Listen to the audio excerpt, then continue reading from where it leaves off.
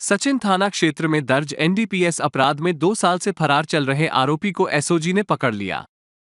सूरत police commissioner लंबे समय से शहर को नशा मुक्त बनाने के लिए अभियान चला रहे हैं।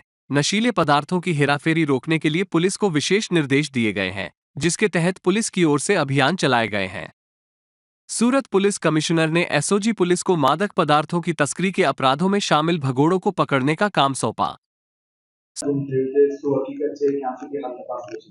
જી ગઈકાલે સાંજે ખડોદરા પોલીસ સ્ટેશને જાણકારી મળેલ હતી કે સિવિલ હોસ્પિટલ ખાતે શિવા રાજેશ પટેલ ઉંમર વર્ષ 3 થી 3.5 નાનો ગુમ થયેલ છે, જે આધારે ખડોદરા પોલીસ સ્ટેશને ગુનો દાખલ કરેલ છે। Khadodara police team, SOG, PCB, crime branch તથા શહેરની તમામ એજન્સીઓ સદર બાળકને શોધવા માટે લાગેલ છે। સીસીટીવી કેમેરા, મેન્યુઅલ ઇન્ફોર્મેશન અને હ્યુમન ઇન્ટેલિજન્સથી તમામની માહિતી એકત્ર કરી અમે કોઈ ટ્રેક પર ચાલી રહ્યા છીએ।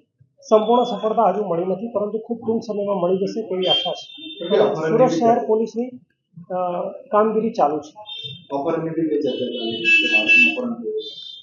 પ્રાથમિક રીતે બાળક રમતું દેખાય છે, એકલું દોડતું દેખાય છે અને ત્યારબાદ કોઈ સ્ત્રી સાથે દેખાય છે સીસીટીવી ફૂટેજમાં, પરંતુ અપહરણ કરેલ છે તેવું અત્યારના સ્ટેજે કહેવું થોડુંક અતિશયોક્તિ ભરેલું છે।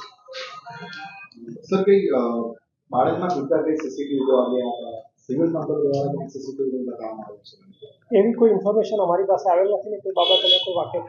Bureau report, voice India TV.